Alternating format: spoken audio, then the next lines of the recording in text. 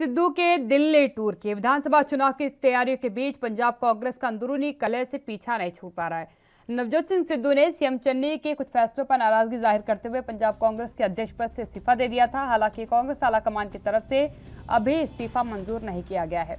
वही सियासी गलियारों में यह हलचल चल रही है कि विधानसभा चुनाव को देखते हुए कांग्रेस आलाकमान नवजोत सिंह सिद्धू को हिदायत देते हुए अध्यक्ष पद पर बने रहने का प्रस्ताव दे सकती है। गौरतलब है कि कांग्रेस आलाकमान की तरफ से सख्त निर्देश दिए गए हैं कि पार्टी स्तर की बात को मीडिया या सोशल मीडिया के जरिए कहने से कांग्रेस के सभी नेता और कार्यकर्ता परहेज करें। लेकिन नवजोत सिंह सिद्धू इसके उलट हर मुद्दे को ट्विटर के जरिए उठाते हुए अक्सर नजर आ जाते हैं। सियासी गलियारों में हलचल है कि इन्हीं सब मुद्दों पर बात करने के लिए नवजोत सिंह सिद्धू को दिल्ली तलब किया गया है। नवजोत सिंह सिद्धू आज शाम 6 बजे हरीश रावत और कांग्रेस के राष्ट्रीय महासचिव केसी वेणुगोपाल उनके निवास पर मुलाकात करेंगे।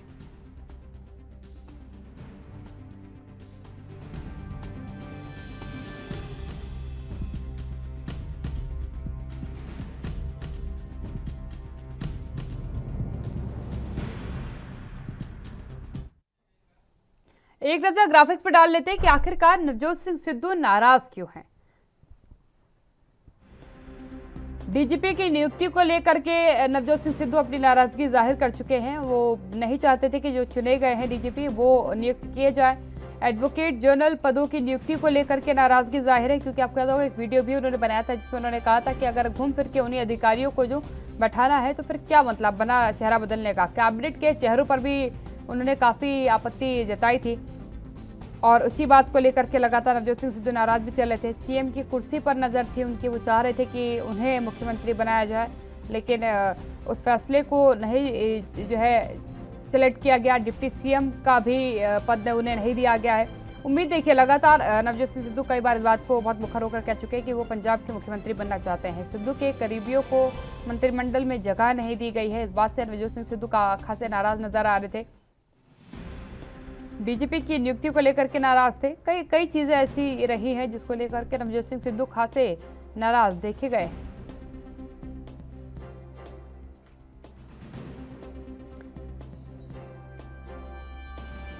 कुछ फैसले रहे हैं चन्नी सरकार की तरफ से जिनको लेकर के ऐतराज बार बार जताया है उन्होंने, और इसी बात को लेकर के उन्होंने नाराजगी भी जाहिर की थी, जिसमें उन्होंने सीधी तौर पर यह मांग की थी कि जिन मंत्रियों के चलते ये पूरी बगावत हुई है, ये पूरा मंत्रिमंडल का बदलाव किया गया है, ये उसके बावजूद अगर उन्हीं लोगों को वापस जगह देनी थी तो कोई मतलब नहीं बनता है कि इस तरीके की लड़ाई लड़ने का।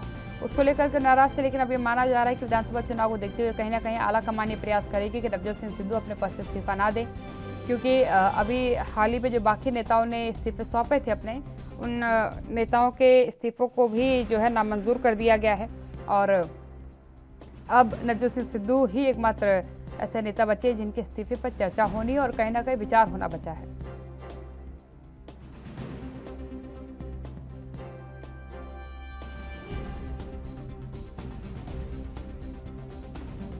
आपको बता दें कि लगातार डेंगू के बढ़ते मामलों पर भी सरकार पर कई सवाल खड़े हो चुके हैं, लेकिन अब नवजोत सिंह सिद्धू क्योंकि दिल्ली टूर पर है तो ये भी अपने आप में एक बड़ा विचार का विषय बन चुका है कि क्या हालिया दौर में जिस तरीके की चीज़ें नवजोत सिंह सिद्धू के इस पर देखने को मिली है, क्या वही चीज़ें अब उन्हें इसी कारण से तलब किया गया है, क्योंकि जिस तरीके की नाराज़गी थी वो ट्विटर के माध्यम से बार बार हर मुद्दे पर वो जाहिर कर रहे थे और सीधे तौर पर आलाकमान ने इस बात को कहा था कि कोई भी नेता अपनी बातों को सोशल मीडिया या मीडिया के जरिए आलाकमान तक नहीं पहुंचाएगा। अगर किसी प्रकार की नाराज़गी है तो उस नाराज़गी को डायरेक्ट आलाकमान के पास रखा जाए, बड़े नेताओं के पास रखा जाए, सोशल मीडिया या मीडिया का इस्तेमाल इसके लिए ना किया जाए।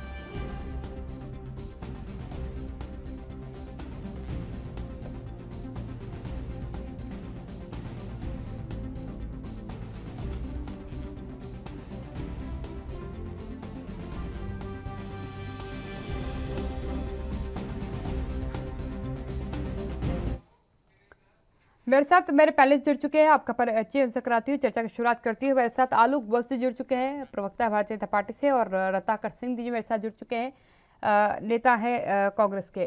पहला सवाल मेरा जो है रत्नाकर जी आपसे होगा, क्योंकि नवजोत सिंह सिद्धू को आलाकमान ने बुलाया है, आलाकमान से आज मुलाकात है, क्या इस्तीफे पर विचार विमर्श किया जाएगा और क्या नवजोत सिंह सिद्धू का इस्तीफा स्वीकार किया जाएगा उनके बागी तेवरों के बाद?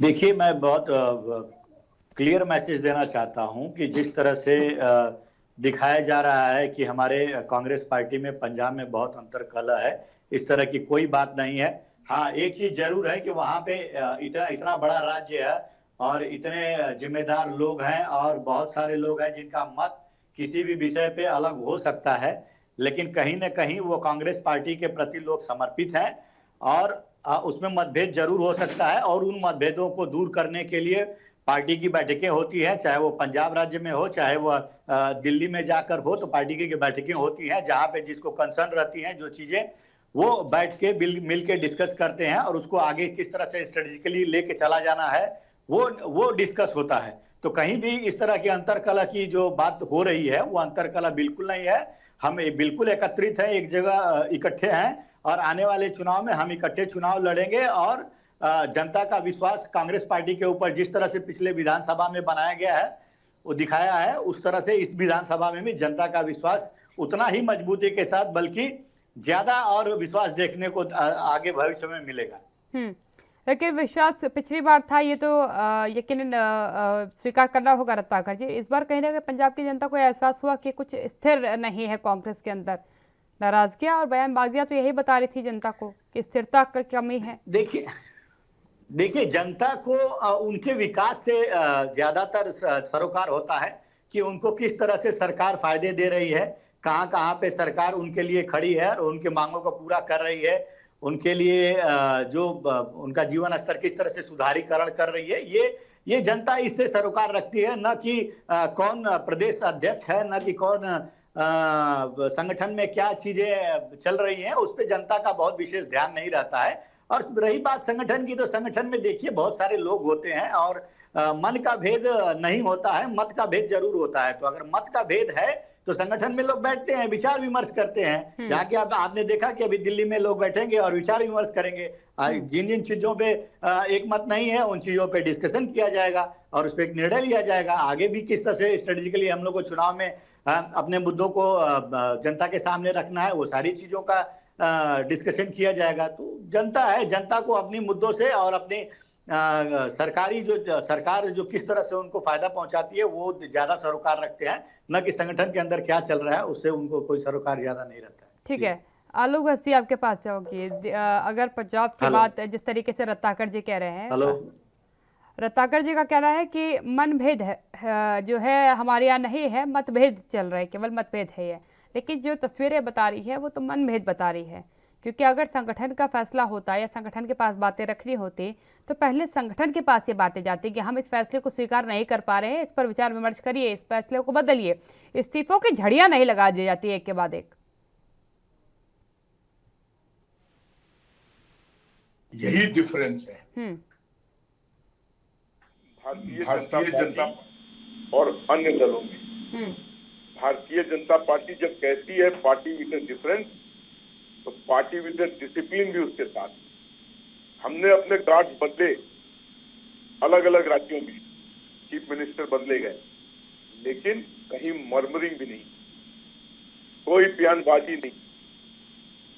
ये होता है डिसिप्लिन, कप्तान के अंदर डिसिप्लिन था। यहाँ जिस तरीके का शर्मनाक खेल और जिस तरीके के इतने पुराने लंबे खिलाड़ी कैप्टन अमरिंदर सिंह के साथ जिस तरीके का व्यवहार इन्होंने किया वो पूरे देश ने देखा। और वो कितने आहत हुए, पार्टी नहीं छोड़ना चाहते थे लेकिन वो कितने आहत हुए, उन्होंने इसको भी बयान को भी लोगों ने सुना है।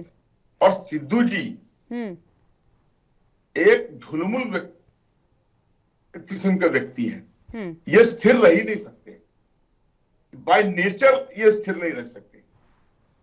आप इनका इतिहास उठा के देखिए, आपको बराबर ये अपने बयान से पलटे नजर आएंगे। एंड चीप पॉपुलैरिटी गेन करने में हम समझते हैं हिंदुस्तान में इनका कोई मुकाबला नहीं कर सकता। अभी देखिए लखीमपुर खीरी में जाके नाटक कर दिए, अनशन पे बैठ गए, ये फिर भाग लिए वहां से। और अब ये इन्होंने नया मुख्यमंत्री बनाया, उसके साथ भी डिफरेंस, इन्होंने एक लंबी लिस्ट रख दी कि ये जो बहालियां हुई है ये सब गलत है, ये मेरा मशवरा, अब सब चीज इन्होंने पब्लिक कर दिया। देखिए पार्टी में डिफरेंस होता है, मतभेद होता है, लेकिन जो डिसिप्लिन पार्टी होती है वो उसको अपने अंदर ही रख के सॉल्व करती है, इस तरीके से सार्वजनिक नहीं करती है। आज सिद्धू जी की विश्वसनीयता कितनी है पब्लिक में, ये किसी से छिपा हुआ नहीं है। इसलिए पंजाब कांग्रेस की हालत दिन पर दिन बद से बदतर होती जा रही है और उनको देखा देखी छत्तीसगढ़ भी उछल कूद करने लगा है, राजस्थान में भी चीजें करवटें बदलने लगी हैं। तो इसका एक असर पड़ता है कि आप इस तरीके का व्यवहार करेंगे गैर जिम्मेदाराना, तो पार्टी के अन्य जगहों पर भी उसका खामियाजा भुगतना पड़ता है। सिद्धू जी ने कांग्रेस की जो दुर्गति की है वो उसकी भरपाई आने वाले चुनाव में नहीं होगी। ठीक है, अवश्य स्थिरता को लेके लोगों के मन में जो विश्वास हिल गया है वो इनको नकार देंगे। ठीक है रत्नाकर जी, जो पार्टी के अंदर की बातें हैं, जो सामान्यता बाकी दलों में देखी गई है कि प्रयास किया जाता है कि दल के अंदर ही रहे, नाराजगियां देखिए चर्चा का विषय पे जरूर आती हैं लेकिन खुल करके कभी सामने नहीं आती है। पंजाब कांग्रेस की अगर मैं बात करती हूँ तो यहाँ जिससे नाराजगी थी वो खुले तौर पर जनता के सामने आ गई। क्या मांगे हैं, और अगर एक तरीके से कहा जाए तो नवजोत सिंह सिद्धू आपसे ये चाह रहे थे कि वो जो फैसला ले रहे हैं वही पंजाब के मुख्यमंत्री ले, क्योंकि वो प्रदेश अध्यक्ष हैं। डिस्कनेक्ट हो गया एक बार फिर से। रत्नाकर जी, अब तक आवाज पहुंच पा रही मेरी?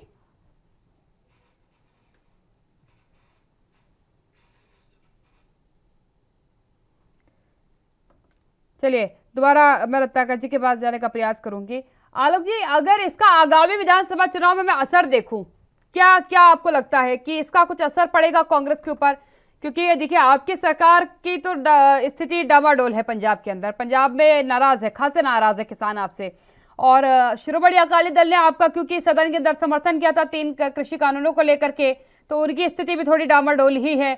मात्र कांग्रेस ही एक ऐसा दल है जो अभी तक खुल के, क्योंकि कैप्टन अमरिंदर सिंह ने समर्थन किया, देखिए अभी तक तो मुख्यमंत्री वही थे, चरणजीत सिंह चन्नी भी किसानों का समर्थन कर रहे हैं, तो ये तो आसार है कि सरकार क्या इनकी बन पाएगी।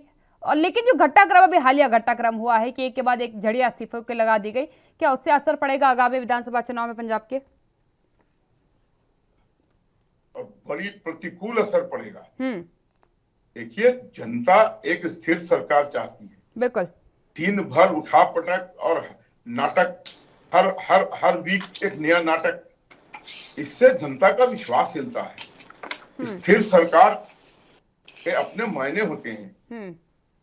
इस तरीके का व्यवहार किसी के दल में हो तो वो उसके लिए शोभनीय नहीं है और जनता ऐसे दलों पर विश्वास नहीं करेगी। ठीक है, रत्नाकर जी जुड़ चुके हैं मेरे साथ, रत्नाकर जी से संपर्क हमारा हो गया एक बार फिर।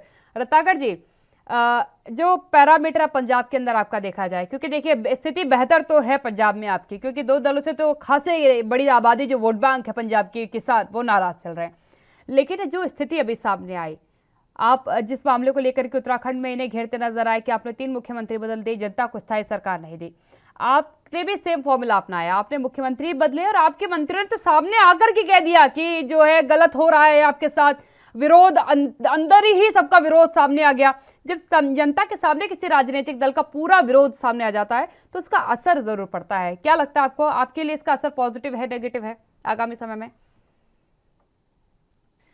देखिए मैंने आपको पहले भी ये चीज को बताया कि जनता जो है संगठन के अंदर किस तरह से किन मुद्दों में आपस में मतभेद है उससे बहुत ज्यादा जनता को लेना देना नहीं होता है। जनता को उनके मुद्दों पे क्या सरकार कर रही है क्या नहीं कर रही है उस पर ज्यादा ध्यान देने की बात होती है। मैं 2 बात आपको कहना चाहूंगा, मुझे थोड़ा 5 मिनट का समय दीजिएगा। जो भारतीय जनता पार्टी के प्रवक्ता जो कह रहे थे कि अभी लखीमपुरी में हमने नाटक किया है और सार्वजनिक रूप से हमारे जो अंतरकलह सामने आए हैं उनके ऊपर मैं 2 बातों के ऊपर मैं एक्सप्लेनेशन स्पष्टीकरण देना चाहूंगा। मुझे 5 मिनट का समय दीजिएगा। देखिए, लखीमपुर खीरी की बात कर रहे हैं कि हम लोग नाटक कर रहे हैं, और ये कह रहे हैं कि राजस्थान में क्यों नहीं प्रियंका गांधी और राहुल गांधी क्यों नहीं जाते हैं। मैं ये बात पूछना चाहता हूं कि लखीमपुरी खीरी में आपने, आपके जो केंद्रीय मंत्री के पुत्र ने जो 8 लोगों को रौंद के, 5 लोग उसमें मरे थे, 5 लोग, और 3 लोग जो है किसानों ने जो है उनके ऊपर जो आक्रोश में जो चीजें की हैं वो अलग चीज है। जो किसान जो मरे हैं, 5 लोग किसान जो मरे हैं, वो सार्वजनिक वीडियो फुटेज अवेलेबल है और लोगों ने सार्वजनिक अपने आंखों से देखा हुआ है, और 302 का मुकदमा कायम होता है, लेकिन फिर भी वहां की पुलिस, योगी सरकार उस अपराधी को गिरफ्तार नहीं करती है। लेकिन इसका जो विरोध करते हैं जो लोग वहां पे, तो उन लोगों को गिरफ्तारी करती है, उन लोगों को गिरफ्तार किया जाता है, चाहे कोई भी नेता हो, चाहे प्रियंका गांधी हो, चाहे लखीमपुर खीरी के मामले पर कैसे आ गए? लखीमपुर खीरी के मामले पे चर्चा ही नहीं हो रही आज। चर्चा है कि आला कमान से नवजोत सिंह सिद्धू मिलने वाले हैं, तो इस्तीफा स्वीकार होगा या नहीं होगा? इसके बारे में मैं आपकी बातों का ही जवाब दे रहा हूं, लेकिन ये भारतीय जनता पार्टी के जो प्रवक्ता बैठे हैं, उन्होंने यही कहा कि लखीमपुरी में किस तरह से नाटक हो रहा है। वो नाटक हो रहा है कि लोकतंत्र की लड़ाई लड़ी जा रही है। नहीं, उन्होंने नवजोत सिंह सिद्धू के अनशन को, मौन व्रत को नाटक करार दिया। उन्होंने कहा कि एक दिन क्या, उसके बाद अगले दिन उठ के चल दिए। अगर जिस तरीके से प्रियंका गांधी के घटनाक्रम को उन्होंने नाटक नहीं करार दिया, उन्होंने नहीं कहा कि वो 2 दिन तक जो है वहां हिरासत में रही और वो नाटक था। उन्होंने नवजोत सिंह सिद्धू के द्वारा किए गए कार्य को नाटक घोषित किया है। इस पर जवाब लूंगी आपसे ब्रेक का, क्योंकि वक्त हो गया। रत्नाकर जी, इसके बाद आपसे जवाब लेती हूँ। ब्रेक के लिए रुक रही, जल्द हाजिर होती हूँ।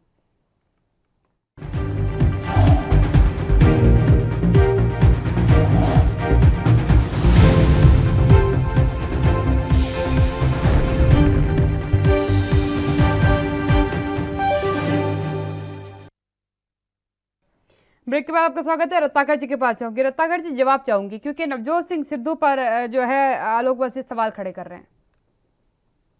देखिए, हमारी पार्टी के बारे में, अंतरकलह के बारे में जो ये बात कह रहे हैं, मैं एक चीज इनसे स्पष्ट रूप से कहना चाहता हूं कि हमारी पार्टी में किसी भी व्यक्ति को अपने बातों को रखने का पूरा अधिकार है। वो किसी भी मुद्दे पे चाहे बात कर सकता है, अपनी भावनाओं को प्रकट कर सकता है। लेकिन मैं भारतीय जनता पार्टी की बातों की बात करता हूं, जहां पे एक तानाशाही सरकार चल रही है, जहां पे व्यक्ति अपनी बातों को रख नहीं सकता। अगर रखता है तो उसको पूरे मंत्रिमंडल से निकाल दिया जाता है, या पूरा का गुजरात में देखिए, अगर पूरा का पूरा मंत्री परिषद बदल दिया जाता है, पूरे मुख्यमंत्री भी बदल दिए जाते हैं। और अगर कोई व्यक्ति इनके खिलाफ अगर कोई बात बोलता है तो उसको राष्ट्रीय कार्यकारिणी से भी निकाल दिया जाता है, जैसा कि वरुण गांधी और उनकी माताजी मेनका गांधी जी का ही एक उदाहरण ले लीजिए। इन्होंने, वरुण गांधी ने किसानों के लिए हक की बात करने पे वरुण गांधी को राष्ट्रीय कार्यकारिणी तक से निकाल दिया जाता है। तो इस तरह का रवैया हमारे कांग्रेस पार्टी में नहीं है। हमारे कांग्रेस पार्टी में एक लोकतांत्रिक पार्टी है, और यहाँ पे अपनी भावनाओं को आप रख सकती हैं, चाहे तो मीडिया के सामने भी आप अपनी भावनाओं को रख सकते हैं, कोई बुरा नहीं मानता है। लेकिन ये सही बात नहीं है मीडिया के सामने रखना, आप पार्टी के अंदर रखना चाहिए, और आप हाईकमान के सामने भी अपनी बातों को रख सकते हैं। लेकिन यहाँ पे अगर कोई भी अपनी बातों को चाहे मीडिया के सामने रखता है, चाहे उनके हाईकमान के सामने रखता है, अमित शाह और नरेंद्र मोदी के सामने रखता है, तो उनको राष्ट्रीय कार्यकारिणी से निकाल दिया जाता है। तो इस तरह की जो तानाशाही वाला रवैया हमारे पार्टी में नहीं है। मैं इनकी बातों को ये अगर, और दूसरी बात ये कहना चाहूंगा मैं कि हमारी पार्टी की बात करते हैं, ये गुजरात की बात कर लें, उत्तराखंड की बात कर लें, 6 महीने के अंदर 4 मुख्यमंत्रियों को बदल दिया जाता है, तो इनका कोई वक्तव्य नहीं आता है, कोई बयान नहीं आता है। हमारे यहाँ एक दलित मुख्यमंत्री को बनाया जाता है, जो कि आपने देखा होगा कि एक बहुत बड़ी आबादी दलित की है पंजाब में, और उसका एक नेतृत्व दिया जाता है। कांग्रेस पार्टी ने पहली बार दलित को नेतृत्व दिया वहां पे, तो इनको वो चीज हजम नहीं हो पा रही है। हमने दलित को नेतृत्व दिया है, हमने हर वर्ग का प्रतिनिधित्व देने का काम किया है। अगर हम अंतिम पंक्ति में बैठे हैं, अंतिम व्यक्ति को भी प्रतिनिधित्व देने का काम किया है। देने के बाद अगर आप रत्नाकर जी कर रहे हैं, ये प्रतिनिधित्व आपने तब दिया है जब अंदर खेमे से विद्रोह की आवाज आ गई। अंदर खेमे से जब विद्रोह की आवाज आ गई और आप ही के सरकार के कामों पर आप ही के मंत्री, आप ही के प्रदेश अध्यक्ष सवाल खड़े करने लग गए, तब आपको लगा कि प्रतिनिधित्व बदलने की जरूरत है। ये तो मानिए, अगर नवजोत सिंह सिद्धू कैप्टन अमरिंदर सिंह पर निशाना ना साधते, तो आप बहुत बखूबी जानते हैं कि वो एक वरिष्ठ नेता है और पंजाब के लिए आपका एक बड़ा चेहरा, आप उन्हें नहीं बदलते। नवजोत सिंह सिद्धू ने जब ये देखिए, कह दिया नहीं, कि नहीं, अभी तक के नहीं, कार्यकाल में जो नशा सबसे बड़ा मुद्दा पंजाब का है, उस पर कैप्टन अमरिंदर सिंह ने कुछ नहीं किया, यानी कि जीरो आपके काम को उन्होंने बता दिया, तब आपको लगा कि बदलने की जरूरत है क्योंकि स्थिरता नहीं आ रही है, नाराजगियां ज्यादा बढ़ रही हैं। अच्छा, मुझे एक चीज भारतीय जनता पार्टी के अपने सहयोगी से पूछना है कि इन्होंने छह महीने के अंदर 4 मुख्यमंत्रियों को क्यों बदल दिया? क्या वो सारे लोग नाकाबिल थे? पूरा गुजरात का मंत्रिमंडल बदल दिया गया, क्या वो सारे लोग नाकाबिल थे?